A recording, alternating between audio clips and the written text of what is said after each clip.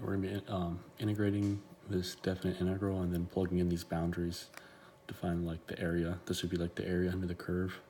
So step one is to pull this 3 out front, pull all the constants out in front. I'm not going to worry about rewriting the boundaries. So that's just going to be 3 cosine squared theta d theta. Then we can use it's the half angle formula.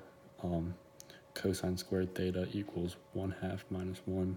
So 1 plus cosine 2 theta. So we can plug that into this piece right here. So it'll be 1/2 1 plus cosine squared theta.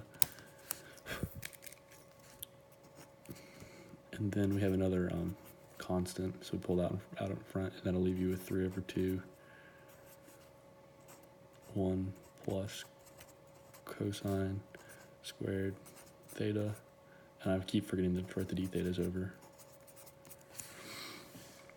Then what you do is you can integrate this piece right here, and the integration of 1 is just x, because the derivative of x is 1. So shoot, this pencil keeps breaking. X. And then we're integrating, so we don't need to write the integration symbol. And then the integration of this right here would be 1/2, and then the derivative of sine is cosine, so it'd be 1/2 sine 2 theta. And we don't need to rewrite the d theta because we just integrated it. And then we can plug in our boundaries. I guess you could write it like this. I guess you still need to write these.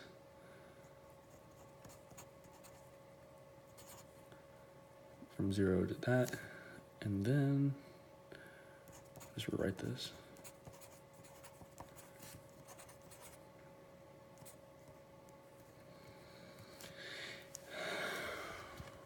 Move this down.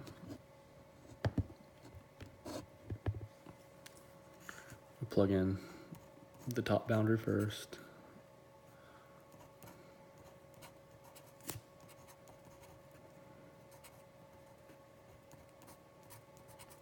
These 2's will cancel. We're just then left with pi over 2 plus 1/2 sine pi. And when we're at pi on the unit circle, if you think about the unit circle, this is pi is right here, because this is pi by 2. This is 2 pi, so on and so forth. So when we're right here, we're at -1, 0, and the first number is cosine and the second number is sine. So if we're at pi, then sine 0, so this will be 0 times 1/2, which is just 0, so it will be then end up being just pi by 2, because 0 times 1/2 is 0 plus this, so we're just left with this piece right here. So the first boundary gives us pi by 2. Then we have to plug in 0 into our integration, the thing we integrated. So, well, 0, we can just do this by thinking. So 0 times 2 is 0, so sine of 0, well, if we're at 0, we're right here, or this is the same thing as going all around. 2 pi is just all the way around, or it's just 0, so we're at 1, 0. So when sine is 0, it's also 0 again, so 0 times 1/2 is 0 again, and we're then just left with,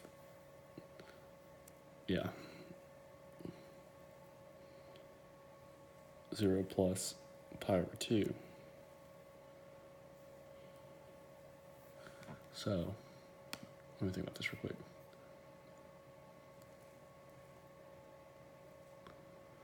Oh, and then, shoot, we have to plug 0 into this. That's what I forgot. So it's 0 plus 0.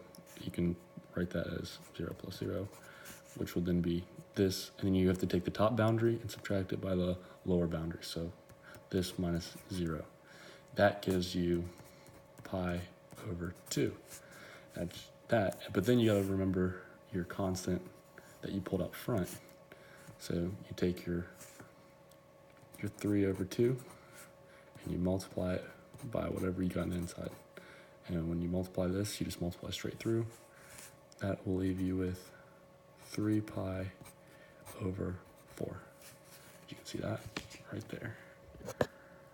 3 pi over 4. And that is your answer from that.